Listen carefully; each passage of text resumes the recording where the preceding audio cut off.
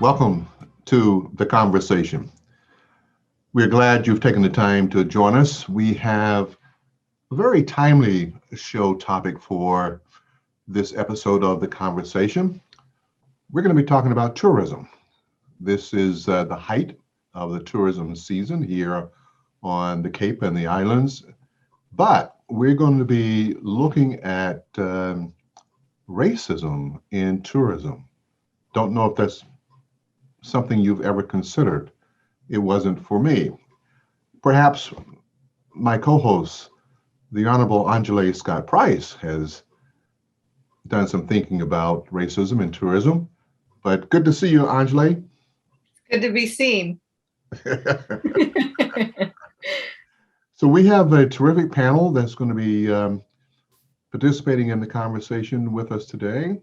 And we have some folks that we call on the street, who are also going to be offering some comments about where do we find racism in tourism, if we do. And if we do, then what can we do about eradicating racism? That's always what we try to do here on the conversation, to raise an issue and then try to figure out some steps that can be taken to resolve the problem, right? So let's take a listen to what some of our people on the street had to say, and we'll be back with you in a moment with our in-studio panel.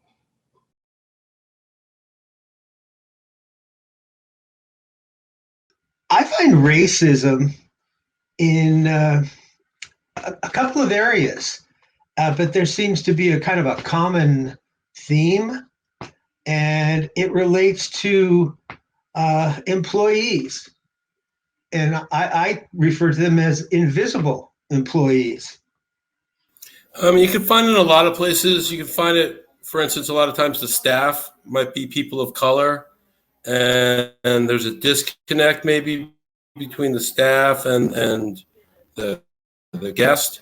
And you could also see it, I would imagine, with certain places where people don't feel as comfortable as they could be. There might be some implicit bias or bias from the employees to people of color that go on vacation. First thing I noticed was that there were no tourist-owned hotel or motel by minority. I did not see any businesses that were owned by minority or people of diverse background, like bookstore, restaurant. And I've also seen that all of the tour groups were mostly white. Well, welcome back. Those were some interesting comments from our people on the street, and I'm eager to hear what our in-studio guests have to say in response to what they just heard and you just heard, and also ask them to weigh in on this question about tourism and specifically where you find racism in the tourist industry. We are fortunate to have two very prominent individuals with us as our in-studio guests today, and we may be joined by a third as the show progresses. Michael Kasparian is very well known to folks in Falmouth. He's not a face that is unfamiliar to folks. Michael is president and CEO of the Falmouth Chamber of Commerce. And I'll say a little bit more about your background, Michael, as we move into the questions. Okay. And also with us is India Rose. India was raised on the island, as they refer to it, I think, specifically Martha's Vineyard, and is very active in promoting businesses and empowering women in particular in the work that she does on the island and elsewhere. So welcome to you both. So Michael, I'm going to start with you. And this whole question of tourism, being the CEO of an organization that is about promoting businesses and what have you.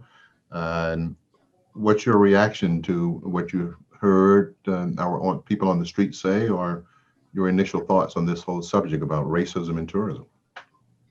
Well, I think it's interesting, Will. There's two ways of looking at it. One is people working within the tourism industry, and then, of course, people who are participating in tourism as tourists.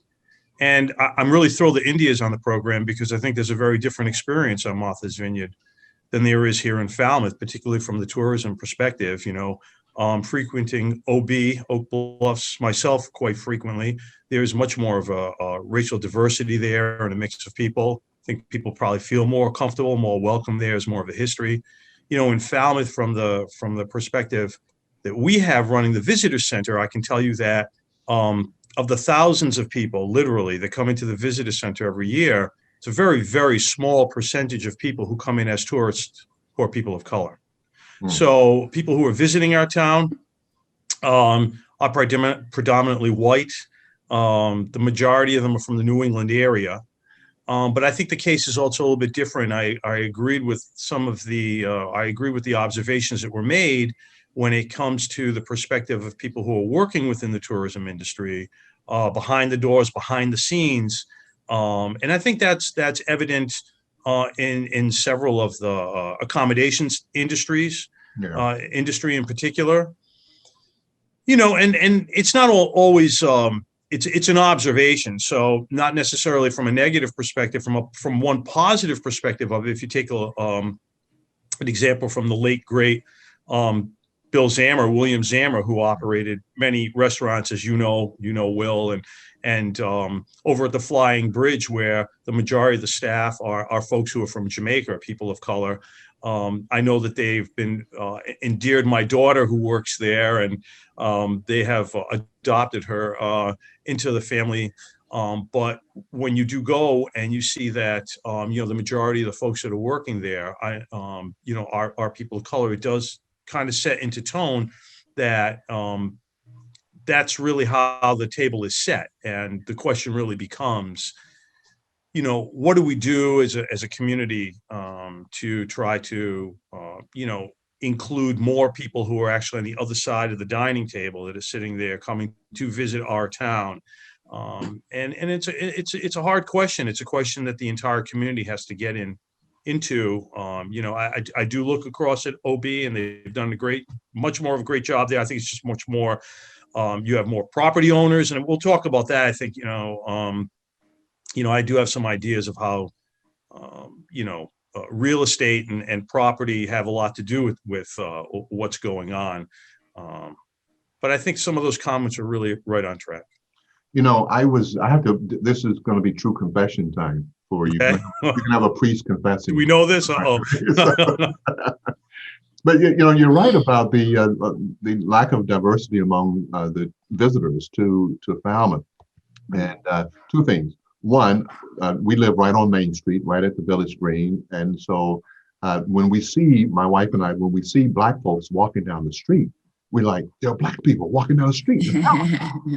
and one of us will go, or both of us will go running out to the street. I just did that Saturday night. There was a couple going by, and I still had my Saturday evening spirits to help me get the spirit for Sunday in my hand, and went out and met this couple. So you're right, that lack of that diversity.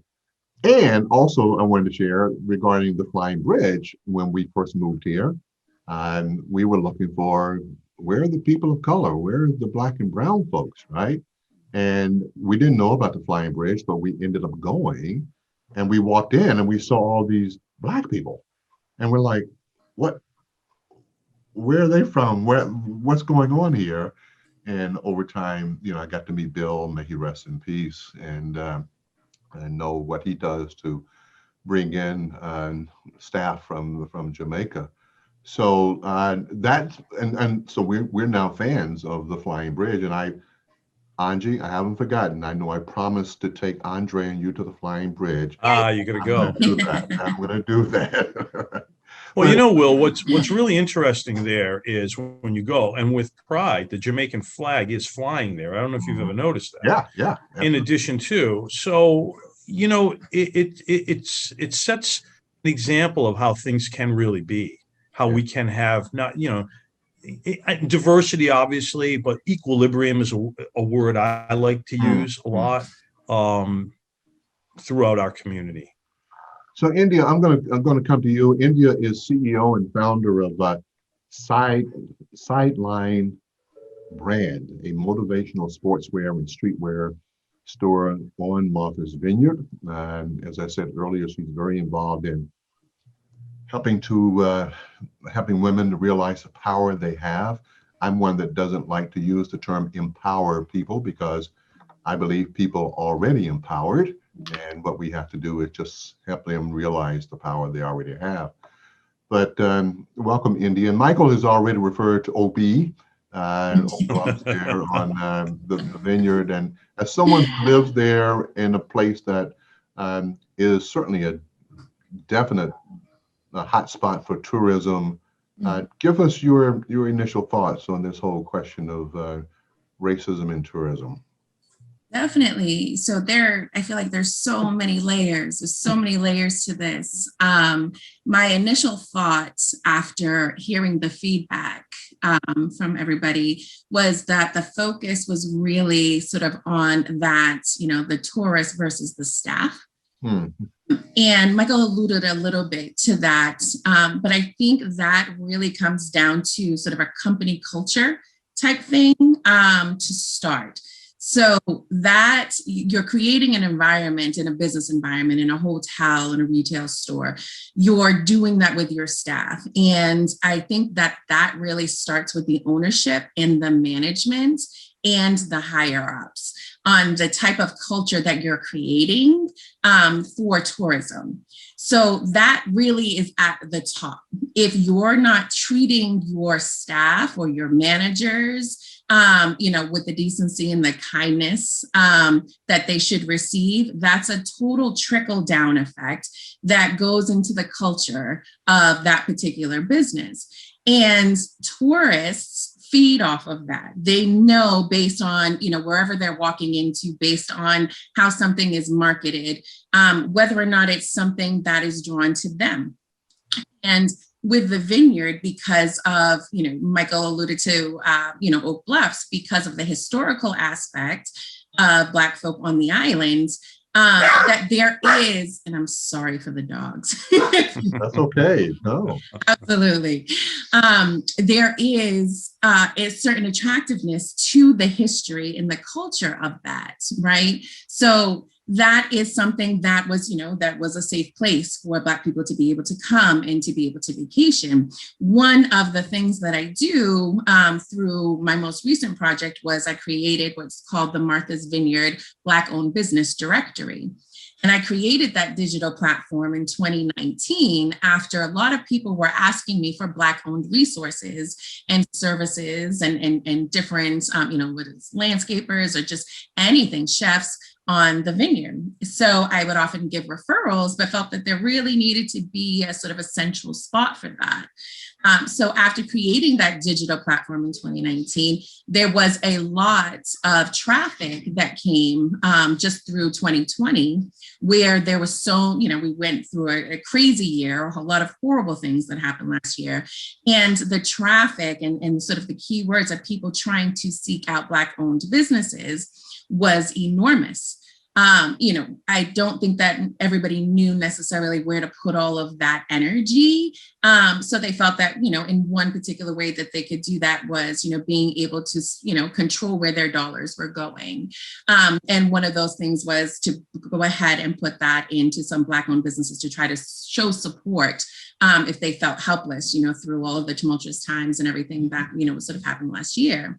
And then I saw that people started printing out, I'd run into people in town and I'd see that people were printing out the Black-owned business directory. So this year, this spring, just right before Memorial Day weekend, I did an actual booklet. So there is now a physical booklet, a guide, just like a diamond guide of Black-owned businesses on Martha's Vineyard. And that has been ridiculously well received by people of all colors, down to wanting to include it in wedding gift bags and, having them in their stores, not just in the Black-owned businesses, and really sort of, sharing that. And the businesses that come to me that are not Black owned, that want to share that want to put that on their counter, that really circles back to what their company culture is like, right? When you walk in, whether that's something, of an inclusive environment, when you walk in the door, that is there as a resource. And they're letting you know that, even though it's not a Black owned business, or maybe they don't even have, any employees of color there, but it does say something about, the type of culture that, they're trying to create in there. And given, I know that there's, a lot of differences as far as diversity, but the Cape and the islands definitely share, both the housing crisis, there's nowhere to live. And what I do also experience, through word of mouth or just through the business consulting work that I do, is that there are a lot of owners and corporate people that are holding, the housing over some of their employees and maybe not treating them in the best way. And that's a trickle down. That's a trickle down to the culture. That's a trickle down that if you can go ahead and you have no problem, treating your staff in a particular manner, you can't expect, people who maybe already have preconceived notions or stereotypes already in their head of, the vineyard or wherever they're traveling, that, you're basically kind of giving them a pass to be able to treat your staff in that way because you're not getting a handle on that company culture. And, and sort of, another flip side to that, as a tourist, I know that when my husband and I travel to different locations, my brother lived in Sarasota for a little while, and we'd visit Sarasota. We were getting followed in all of these different, tourist type of areas.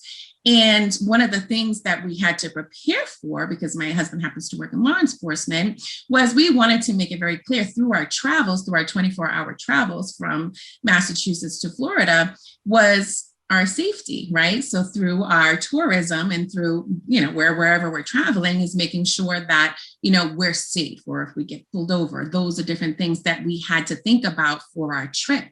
So being that he was in law enforcement, we made sure that he had, his badge readily available. We made sure that, the association sticker was visible on the family vehicle so that if we got pulled over, somebody would see that right away, right?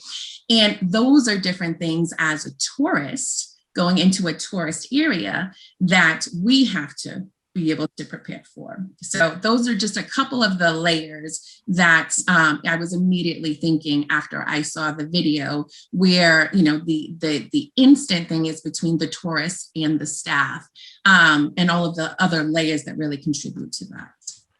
So I now have dozens of questions, so bear with me, and I'm going to toss it to Anji in a minute, and I'm hoping, and I have a guess that she's going to pick up on that whole discussion about housing and the impact that has in perpetuating the racism that exists in systems and what have you here on the Cape and also there on the island in Martha's Vineyard. But so two thoughts. One is your brochure now that you have is making me think of the Green Book. Yes. I was going this place. Absolutely. Yeah. So that's kind of a different twist on the Green Book, right? So, and then I was going to ask you, and you answered it, I believe. What about other white individuals and white organizations and white businesses? Your booklet is certainly a resource for people of color who are coming and we're going to be looking for places that are owned and operated or welcoming to other people of color. So I was curious about how the white owners and operators of establishments, if they had figured out that there was also a benefit to them from the booklet. And it sounds like they're asking for it and they're displaying it, if I heard you. Right. And I think they do see the benefits. Prior to the book, or even having the physical booklet, there's a lot of different small businesses, right? So there's very different from, say, sort of the corporate hospitality chains that do exist here and have a very, very different culture than a lot of the smaller businesses. So you'll see a lot of, different things in the windows, whether it's a Black Lives Matter sign or, a rainbow flag, some type of things that, show inclusiveness and, basically just making it very clear that this particular business, welcomes all people. So those are sort of the little symbols that do exist sort of as you go down Main Street. You'll see some of those in the white-owned businesses. When I created the booklet, one of the things that I also created was a window decal that says, MV local Black-owned business. So that's in my store window. All of the Black-owned businesses that participated, in addition to getting the booklets, they also received the decal as well. So it's one of those things where, in one of the white businesses, you might have, a Black Lives Matter or different, symbols that sort of says, hey, we're inclusive, we're allies. Whereas with the Black-owned businesses, now you can actually go ahead and, for those who have the sticker up in the window, they'll be able to see that.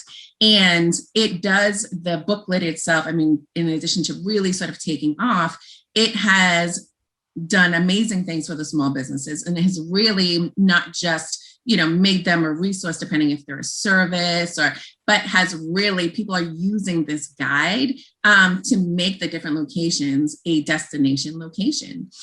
And it matters. It really, really matters. And when that happens, there's a sense of community. There are conversations that are had. I go into talking about my son about to go off to the University of Rhode Island and play football, right? As a freshman. And, I talk about my daughter, who's a dancer. We have conversations about families and what brought them to the island and if it's their first time here and, where they should, go eat or what they should do while they're here. So it really creates not just, possible, financial transaction, but also a sense of community and networking, and just, sort of an overall feel that just makes people feel good. One of the things that a lot of tourist locations lack is, the customer service aspect. When they're short-staffed or you're, and again, coming part of sort of that company culture component, you might not be doing the best training to put some bodies, regardless who they are, with the best information for your business or with the best training to execute your business. And that is all a reflection on your company culture, on your product, on your service, and not enough time is really spent on that customer service aspect. And a big part, so just like you said, it's, sort of, it's like the Green Book, is those conversations that are had.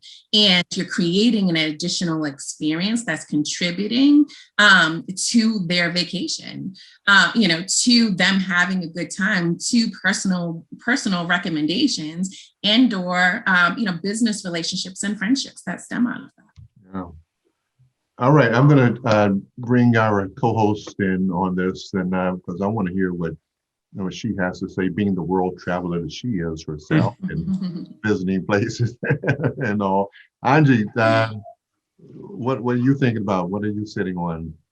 Yeah, I'm sitting on a few things. I definitely thought about the Green Book when you were discussing originally your website, which I have used to find restaurants on Martha's Vineyard, and C'est La Vie is a store that I now go into all the time when I'm on the island. So I think that kind of more of what I'm thinking along those lines might be better suited for the second part of the conversation for today. But one thing I want to talk about was the culture that you mentioned. And I think that is so important but so overlooked. I don't think people realize that the culture really starts from the top and goes down. So I'll use Chick-fil-A as an example. Whether or not you agree with their whatever, or you like their food or not, I have never had a bad experience in Chick-fil-A. They always say, my pleasure to serve you. They're always very kind. And that is just the culture that has been built. So I know no matter where I go, what Chick-fil-A I go to, I'm going to have a good experience because that's just how it's built into it. When I look at some businesses, especially here in Falmouth, that are struggling with their staffing because of housing, which I won't go too far into because, as we all know, I could go on forever about affordable housing and our need of it here. Yeah. But I don't know. I don't think I had heard about people using housing to hang over their employees' heads, but Right. I could see that. Like I could see that not being, too far off for something that could happen here. And I think with our staffing problem, with people not being able to find housing and so not working, you end up with people who are overwhelmed, people who are flustered. A few times recently, I went somewhere and it was very obvious that the person who I was dealing with was very new, very overwhelmed. And I knew that was of no fault of that person. That's not their problem, but they seemed to not be getting the support that they needed within their own business to be able to put on a good face for, I'm not a tourist, but I was in a tourist area, to put on a good face for their customers. And that's of no fault of their own, but I think that goes back to the culture. Unfortunately, you can be understaffed and still have people trained and still have people feeling like, okay, I don't know what I'm doing, but I know I have the resource to go and find out what I need rather than like stumbling over themselves. So I think that culture piece is really important. And adding on to that, I have heard examples of people who will encounter a person of color or a Black person as a waitress, as an example. And those stereotypes that they have about people they're really able to come through. So if you really believe that Black people don't tip at a restaurant, you might be inclined to go ahead and put that tip on somebody's check. And I have seen that happen. I've heard from friends who work in the industry that they'll come back into the kitchen and somebody's like, why did you put a tip on that? You told them that parties of 4 or more have tip, but it's actually only 6. And they're like, yeah, well, I didn't think that was going to get any money out of them. So I went ahead and put it on. And so that also goes back to the culture of, this has not been discussed. People have not been trained about this. You can have these negative stereotypes and preconceived notions in your head, but it's when you act on them that it becomes a problem. And if no one is having these conversations and checking you on that, things like this can happen. So absolutely. Yeah, absolutely. And then also the tip thing, that on our end, because we know that that's a stereotype, right? Wherever we go, we make it a point to even do extra, right? So we know it's a stereotype and it's on us. Okay, the one individual that, somebody, that's entering a business that day, we're representing all brown people that day at that moment, to make sure that we are tipping and exceeding, okay, whatever that percentage, with exceeding 20%, to make it very clear that it's not all of us. Absolutely. And that's also to your point about when you were traveling and having to think about having your husband's badge and having the sticker on your car. And those are the types of things that, whether you were traveling for vacation or just traveling for whatever, those are the kinds of things that we think about. So it's not even just that we encounter racism at specific establishments, but it's all of the things that we have to think about, all of the racist encounters that we could possibly have during our trip that we're now having to think about as we travel. Exactly. I hope when you're exceeding the 20% tip, it's because they've exceeded your expectation of the service they provide you. So, that creates a conundrum there too. So if you're over tipping for the reason you're saying and the service you're getting is inferior, then that's not helping situation. So, I mean, let's face it, for me, I cannot relate to that story you're telling me. My heart breaks when I hear about that. You're traveling down. Because I don't encounter the same thing. Onjalé and I have had this conversation before, where she had said to me, look, you don't look like me, so you get treated differently. And she's absolutely right. I mean, the closest I can come to even understanding anything like that is like, if I go somewhere or got pulled over looking like I do right now with a shirt and tie on, it's very different than on the weekends when I'm on my motorcycle and I've got an arm full of ink, which I do. And I'm looked at and treated very differently. That's the closest I can get. But, people, unfortunately, judge books by their covers. And a lot of that, unfortunately, is based on preconceived notions or, unfortunately, what they've learned along the way from others. So that's just really sad. But, that back again to the whole over tipping and all. It's you hope you're getting the service that you deserve for that as well. Right. Yeah, I'm a big tipper. My dad had a restaurant, and so I've busted those tables and waited those tables. So I have a sensitivity because of that. But no, if the service is bad, they're not going to get that extra $5. No, they're not getting the extra. No. No, they're not. But Michael, I want to stay with you for a second, because you're a money man. You're the money man. No. You have an MBA. You represent these businesses that are part of our capitalist system and looking to get a good return on their investment and all. And I just want to share with you, as I was doing some research in preparation for this show, to try to figure out how much money Black folks and brown folks spend on leisure travel, for example. And what I discovered was that an organization called Mandala Research has been doing research on Black tourism for years. And the most recent report I could find was from was released in 2020, and it said that in 2019, $109.4 billion, right? $109.4 billion were spent by Black Americans on leisure travel.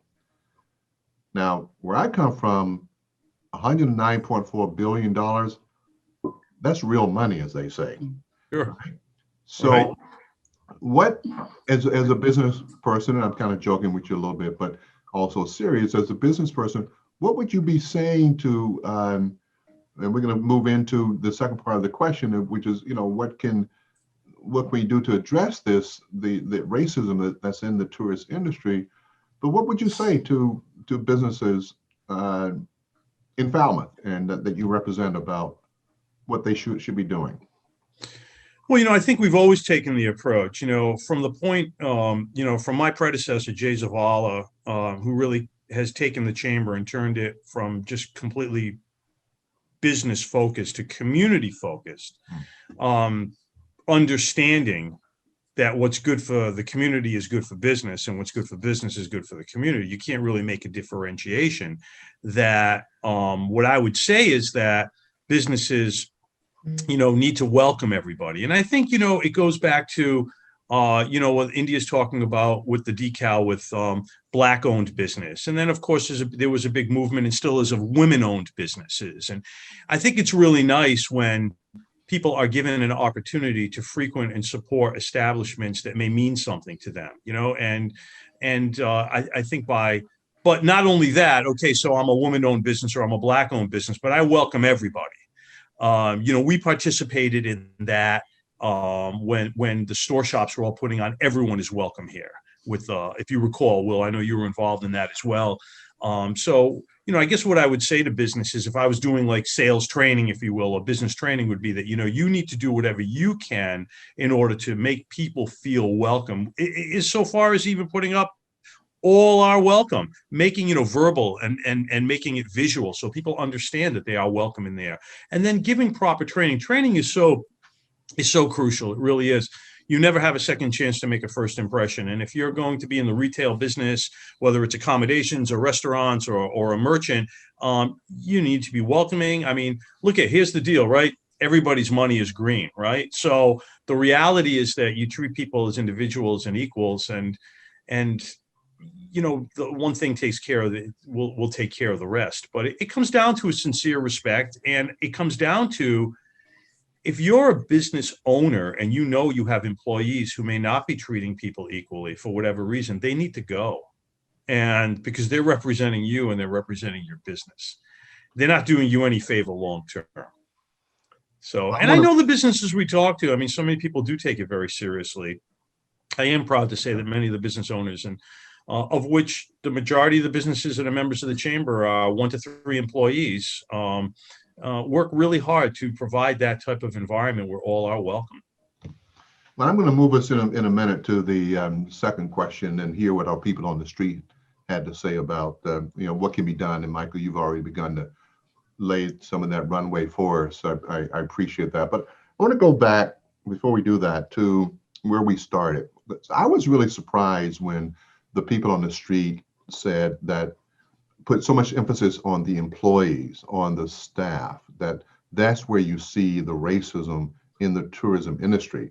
And actually had to listen to those comments a couple of times to try to more fully understand what they were getting at. And so I wonder if either you, India, or you, Michael, have any other thoughts about how it is specifically that racism in the tourism industry shows up in this dichotomy, if I can, between the employees and the people they're serving. Any thoughts from either one of you on that?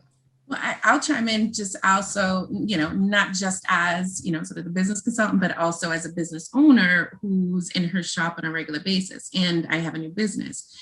So one of the things that I experience a lot is that people are usually surprised that I own the place. So that's always a very interesting, conversation, with that. So, and often, depending on how the conversation goes, I listen to the conversations, I listen to the feedback that they're having, sort of amongst their group, and really sort of take that in. And, unless we're having a one-on-one conversation, or unless they're asking, they don't necessarily know that I'm the owner at that point. And there's a shift that happens when they do find out that I own it. There was an instance that happened last week. There was a woman who dropped off a flyer that she wanted me to put in the window of my store. And when she dropped it off, she did not do her homework as far as ownership. And she asked if I could, give, a sponsor sheet to the manager or to the owner. And not only did she say that, but she said to him.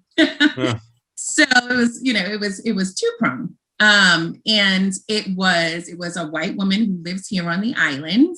And the event just so happens that it was an event about an African woman that was doing this presentation, right? A very dark-skinned, beautiful Black woman.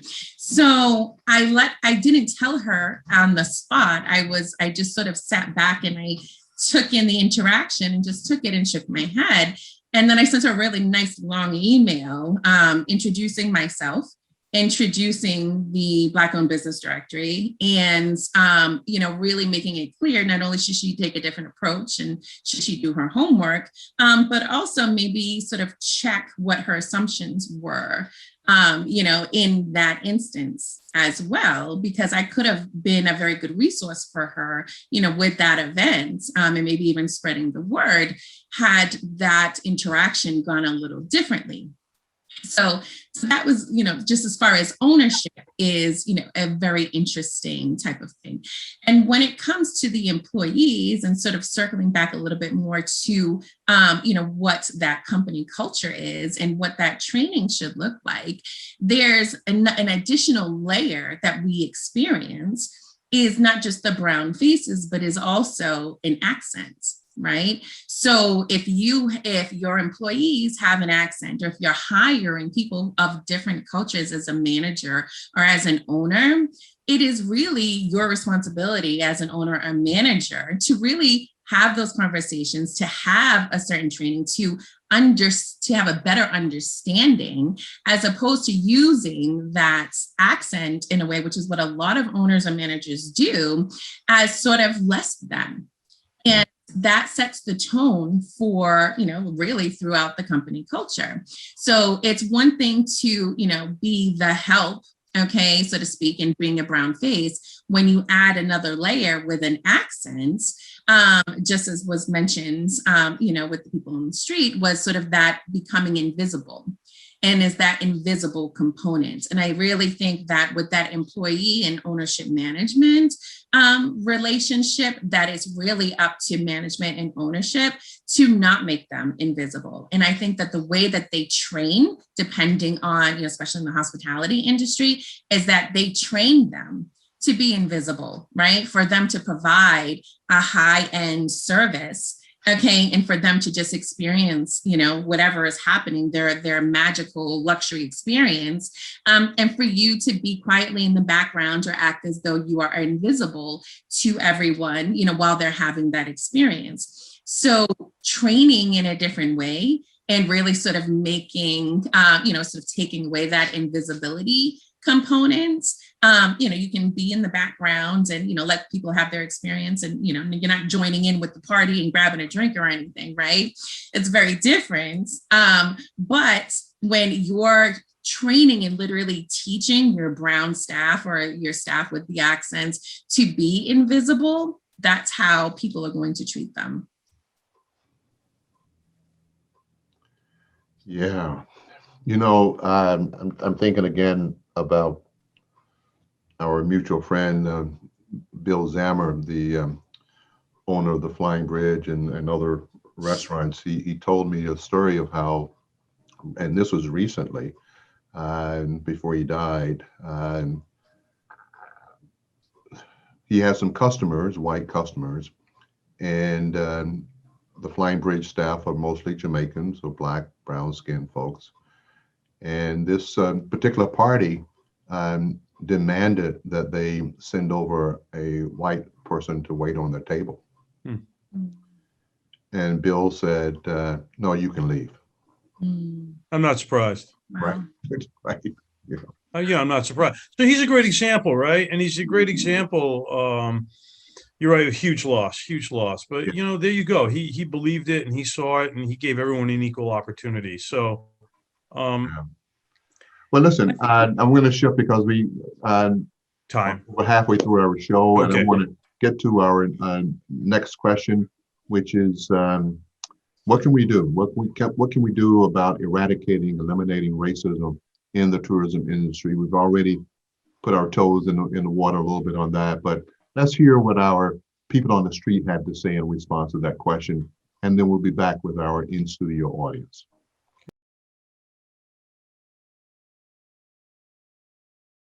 Yeah, I think it just, like I said before, it goes back to talking to people, finding out their story, because everyone's got one. And when people on vacation, they want to either tell their story or be listened to. And like I said, if you can meet the staff and find out how you ended up here, you can find out something about them. They find out something about you. You're connected to them. You're breaking down barriers. Perhaps the staff that interacts with the public could mention them or highlight them.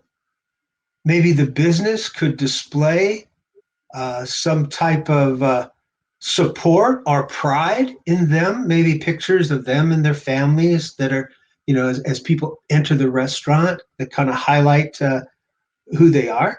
I think that tourist industry can do. And the first one is advertisement. How do you advertise in your brochure that you are open to diverse group, that everyone is welcome there? Now, you may find some of the hotel that will say, we take dogs, animals welcome, cats welcome, but you never see or hear anything about that diversity is included. Another thing that I came reading through article was that there was lack of diversity at visible positions that are on top. I'm not talking about people who wash your dishes, who make your bed. You find them all over. This is how the tourist industry survives. So we've just heard from some people on the street the question of how do we address racism in the tourist industry? And something I felt was really important that Olivia said was advertising that everyone is welcome. And we've touched on that a little bit with having a sticker of Black-owned business and Black Lives Matter, rainbows. And a place that immediately comes to mind is Provincetown. Ever been on Commercial Street in Provincetown? It is one of the most welcoming places. There are rainbow flags everywhere and Black Lives Matter and people are smiling, and every business that I've been into in Provincetown, even if it was obvious I wasn't going in there to buy anything and I'm just kind of poking around, people like, hey, how you doing? Come in. And it's such a welcoming culture to everybody. They were like that with everybody who walked in the door. And I think that's a really good model. It made me want to spend more money in some of those places. Sure. I don't know if anyone else experiences where you go into somewhere and people aren't very friendly or they don't speak to you, and you're like, all right, well, maybe I don't want to give you my money. Maybe I don't want to support your business if you can't acknowledge me. So I think that advertising people are welcome and actually acting welcoming. I worked at T-Mobile for a few months, and one of the things they taught us in training, because training is really important, is no matter what you're doing, if somebody walks in the door, you greet them. If you're working with somebody, you say, excuse me, welcome to T-Mobile, we'll be right with you. To let people know that you acknowledge them, you appreciate their presence, and that you're gonna serve them in some way. You're gonna work with them because they come into your establishment. So I think the training piece is really important, because that's what we learned in training, and also just acting welcoming, acting the way that you want to be perceived. So I'll open it up to the panel, your comments on how we address these issues.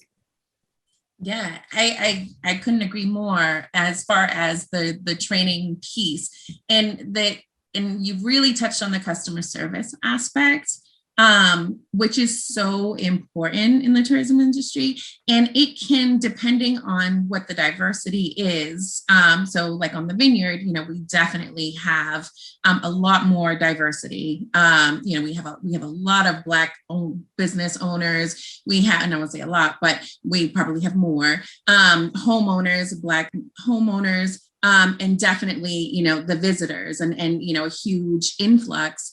And that also, then there's a ton of events that stem from that. So we have the African American Film Festival. We have a lot of, this week actually in particular right now is Legacy Week on the Vineyard, which is also known as HBCU Week. So it's an entire week dedicated to HBCUs and different events that really go around that, different conversations that go around, Black education and, the sororities and fraternities and, sort of all of these different things. And that's part of, the attraction for different, different things that are happening here on the Vineyard.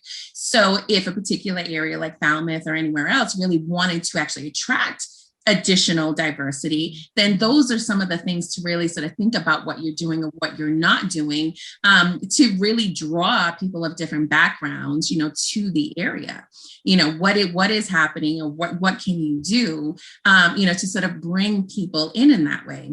And customer service has no color, right? So sort of across the board, the greeting and everything else, but depending on your environment, it can be perceived in a certain way. So I know of numerous situations where definitely Black visitors here on the island felt some type of way based off of how they were treated, based off of not getting good customer service, and feeling like maybe it was because of the color of their skin, right? Based on their experience with the business owner or whoever the staff was at the time. So that is, one, if you're teaching good customer service sort of, throughout your training, that is coming back to the management and ownership and, sort of the company culture part of it as well. But that customer service aspect can really solve a lot of different, problems that could be perceived a certain way, whether it is or it isn't. When you're treating everybody and greeting everybody with that smile, when you're asking, just let me know if I can help you with anything, I'll be right over here, right? When something like that is consistent, you're creating a certain level of comfort for shopping or dining. You're creating a little bit more of a welcoming environment in that way. One of the things I always said that I was going to do and never really had the time for was really making a bigger effort as far as making Martha's Vineyard a customer service friendly environment, right? Of really working with business owners and, some of the upper ups to really say, listen, we want people to continue to come here on a regular basis. They have other options. They can go to the Hamptons, they can go to Nantucket, they can go to different places where maybe they might have a better experience, right? So if we can collectively make customer service, and our staff a priority in that way, then we're not only changing, the individual company cultures, but we're changing how, comfortable we're making people feel when we have those initial interactions. Absolutely. I think you really hit on a good point about the community aspect. And I know Michael mentioned early that what's good for business is good for the community and vice versa. It's a really interesting point about showing in the community that you are welcoming to people by having things that those people would be interested in doing. So one thing that we started doing, the Woods Hole Diversity Advisory Committee, we do Juneteenth. And pre-pandemic, we started doing activities in downtown Falmouth because we wanted to let people know that not only are there Black people here, there's not a lot of us, but we're here, but also we are celebrating Juneteenth, which is it's a national holiday, but it's a Black holiday. And so we're saying we are welcoming to Black people, to people of color. We want to celebrate things that are important to them. And so hopefully people in the future will know, oh, Falmouth is the place to go for Juneteenth if we're in Massachusetts or on the East Coast, because we know they're going to have something that we can participate in and we can be excited about. So I think that aspect of the community and the businesses is really important. What do you think, Michael? Well, those are great points. I think the education, we have talked a lot about that in the training, but, and you brought up Provincetown. It's an interesting because, when I think of Provincetown, I think a little bit about Providence, where I'm from, which is what? Diverse. I mean, it's a diverse place. I grew up in a diverse place. Provincetown is diverse, and it wasn't always the case. It was primarily fishermen, and then it became an artist colony, and then it became a place, a safe haven for gay people. And so now it becomes this welcoming place because you have people who were not welcome anywhere else who kind of went there, and now they're trying to welcome everybody, and it kind of evolved into what it is. And I think that's an important fact to know that, here are people who know how it felt, right, to not be welcome. So here they are welcoming others because they know firsthand how it feels. I think on the vineyard, the benefit and the advantage that you have is the fact that you're right. There are people of color who are property owners, many who own second homes. There aren't many people of color who own second homes in Falmouth where we are. It's a totally different experience. And if you go to Oak Bluffs, it feels much more like being in a place like Provincetown or Providence or Boston or an urban environment where people are just used to having more diversity. I question often if it's a generational thing. I have two daughters who don't see color. They just don't. They don't.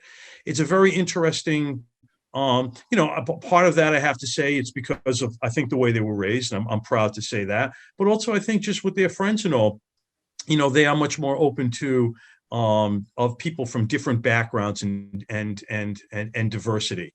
And so I think there's hope going forward as the younger generation's doing that. But before we can get to that part, I know one thing Onjalé and I have spoke about is if there isn't a place for people to live, then there isn't going to be a way to attract people of diversity. And unfortunately, what's happening in Falmouth is we're becoming an incredibly overpriced, high-priced retirement community. And this is where it's going to get really tricky for the businesses and where our concerns are. So people that continue to move in here who are older, primarily, and the reality is it's primarily retired people who are white, who are moving here from suburban areas that are moving here. They have a high need for services. So more businesses are opening up that need to provide services, but they can't hire people because workers can't afford to live here. And that's not just people of color, that's single moms, that's a lot of people who aren't able to just, provide the, so until you can change that formula where there's equilibrium and there's diversity within the community itself, I think it's going to be hard to set an example where people of color feel comfortable coming here if there's not just more people of color living here. Yeah, that's a good point. And I'd like to just sort of like piggyback a little bit just off of sort of like the not seeing color piece that you mentioned. I think that it's important to see color. And that is a big part of it. So, whether it's the retailer that, is going off to a shopping show or, is, picking, is doing things wholesale or putting something in the window. I think that representation is really important. And I think that really, seeing and understanding, when you do see color, right?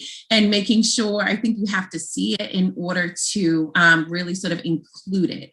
in that way, right? So that representation is important. And when somebody, walks by my store, they see representation. The way that my mannequins are, I have one that's just a solid with no face black mannequin in my store. And in my windows, they're silver. And I did that on purpose, right? Where it wasn't necessarily giving them a nationality in that way. I make sure that whatever's in my window, I have these really cute kids puzzles from a Black-owned business that, all of the little people on there are all different colors. And there are white families and Black families that gravitate towards that because it is inclusive, because they're not used to seeing representation. At Christmas time, you might not see a Black Santa. And one of the things that, a small business could do, for instance, is put a Black Santa in their window, right? Or include a Black Santa on a card on their rack. There are little things that when you do see color, you're putting it at the forefront, you're making it a priority of inclusivity, to include those type of things. When you're not thinking about that, it's sort of tunnel vision in that way, and you're not adding that different representation. I think it's important. All right, Rev, I see your wheels turning. Oh, you know me too well. Yeah. So, I think these little things, these what may seem in the scheme of things be very insignificant things, like a Black Santa face or Black cards on the rack or signs and what have you, really can be very powerful messages to the community. And I'm thinking about, again, where we live, right at the entrance to downtown Falmouth. It's one of the most high profile, high traffic areas in Falmouth, next to this beautiful church on 6 acres. And so last year we put up a sign on the roof of the house that says Black Lives Matter, right? And I took it down in the winter, and I took it down because I didn't want it to get all weather beaten. I wanted to put it back up again. And I was amazed at the number of people who contacted me and said, "What happened to your sign? Well, you're going to get another one? You're going to put your sign back up?" And I said, yeah, I'm going to put it up. I'm just waiting until the tourists come back. Because what I discovered is, and it's happening again this summer, the number of people who walk by the house, stop, point to the sign, often with children in tow, taking pictures, and if my wife or I happen to be out in the yard, commenting on, "Thank you for doing that. That is so important.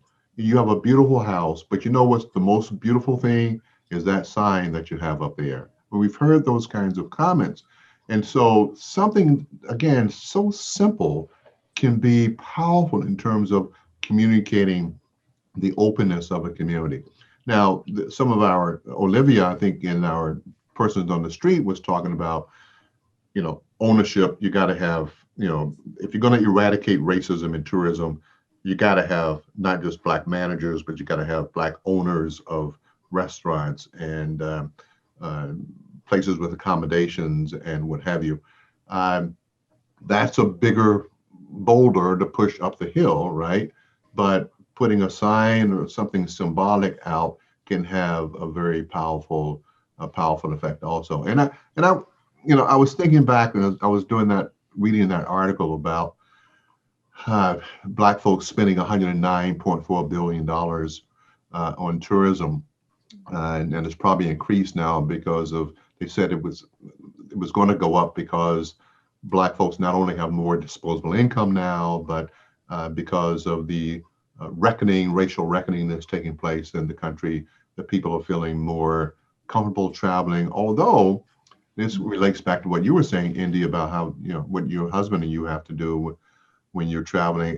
The research said that 15% of those responding to the survey said that a fear of racial profiling impacts their decision about whether they will travel in the next 12 months or so, right? So if you've got a community that is communicating messages that aren't welcoming, and where Black and brown folks are going to feel like they're going to be profiled, people aren't going to come there. That's right. They're just not going to go there. And And Black people travel everywhere, right? I mean, Right. Black people travel the world. So Black people aren't just looking for a place necessarily that there are a whole bunch of other Black people. They want to go everywhere. They just want to feel that they're going to be safe. They want to feel that they're going to be welcomed, you know, when they actually go there, that they're going to have an experience. You know, they're not necessarily looking for something Black, right, in order to be there, but they want it to be, you know, safe. Right. They want a safe experience. Right. You want to be able to go into a restaurant and be treated respectfully and get the same kind of service that white people get when they go into that restaurant, or get the same sort of service from the concierge or whatever, if you're in a swanky hotel, you know, as everybody else gets. No, you're absolutely right about that. Yeah. But we have just a few minutes before we need to close out this episode of the conversation. I think it's been a terrific conversation, and you know, I have to talk to our other producers, Deborah Rogers from FCTV and Alan Russell, and so we might have to continue this conversation. It's been very informative, but I'll give each of you a minute or so if you have some closing comments that you would like to offer in response to what has already been shared. I'll just add a tidbit that really the classism components, you know, because the base of our conversation today, and obviously there's so many layers and we could talk about this for hours, you know, because it's so important, is definitely sort of the classism component. So we've been talking about, you know, very much sort of white versus, you know, brown and Black in that way. And there is especially, you know, because we have you know, a very diverse, you know, community that comes to the island, is that there is sort of a classism component as well from even Black people that are wealthy that also treat other Black and brown people a certain way because of a certain class. So that's something that I have experienced personally. Just I grew up on the island. I have been treated, I worked at a golf club in an office for 10 years, many years back. And the way that I was treated by certain members, you know, was very interesting in that way. I've been treated like the help, not just, you know, by white people, but also by Black people, you know, that of means, you know, in that way. So I think the classism component really comes in when we're talking about tourism in that way, because when we're talking about tourism and we're talking about travel, we're talking about disposable income. We're talking about having means, having excess, you know, beyond what we're, you know, after we pay our rent or our mortgage, right? That we actually have extra money to then be able to go do something else. So that in and of itself, you know, already has, you know, sort of preconceived and stereotypes that sort of go with that on who's actually doing the traveling and who actually has the money to do so. So just, you know, a little bit of the classism component, I think, you know, is relatable across, you know, the Cape and Islands, and basically, you know, whether it's Vail in the wintertime, you know, in different areas sort of across tourism in that way. So I think that that's something, you know, I'd love to chat about in another conversation. I just want to quickly add about the classism. One thing that I have realized, our affordable housing crisis, while it has a racial component, is classism at the core of you are good enough to serve me in a restaurant, in a coffee shop, to bag my groceries, to take my blood, to take care of me, but you're not good enough to be my neighbor. And that's the classism that I feel like you're talking about, but I think that is part of our housing issue. And I always feel the need to talk about affordable housing. So I pass it off to you. I've said my piece. Well, I mean, I think it's fitting. I think India's hit the nail on the head. And actually, you know, going to school for sociology, before I went to business school, I couldn't agree more. It's all about, you know, it's all about groups, and it really does come down to class and caste, or however you want to pronounce, but it does come down to that, and it ties right into the affordable housing issue and getting people from a diverse background, whether it is people of color, whether it is a single mother, whether it's just at this point, police officers, teachers, nurses that can afford to live within the community.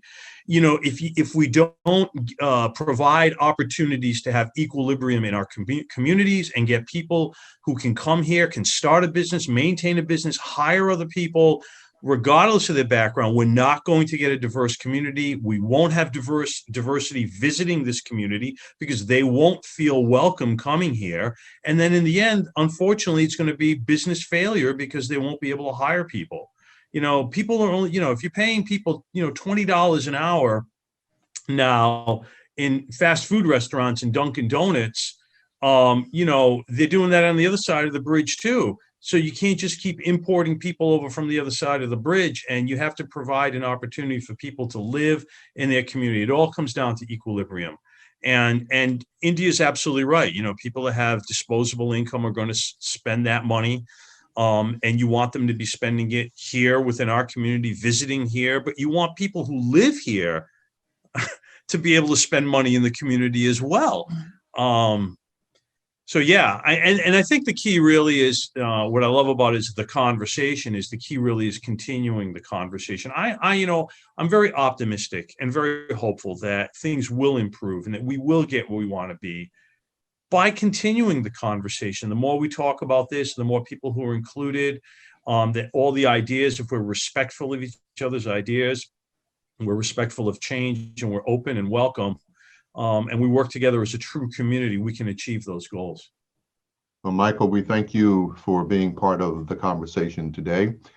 Michael Kasparian, President and CEO of the Falmouth Chamber of Commerce.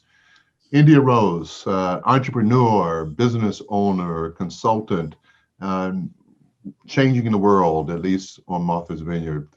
So grateful to you for being part of the conversation. And as always, Onjalé Scott Price, it's always a pleasure to be with you, and I'm grateful for the relationship we have, and also to our good friends at FCTV, Deborah Rogers, the Executive Director, President,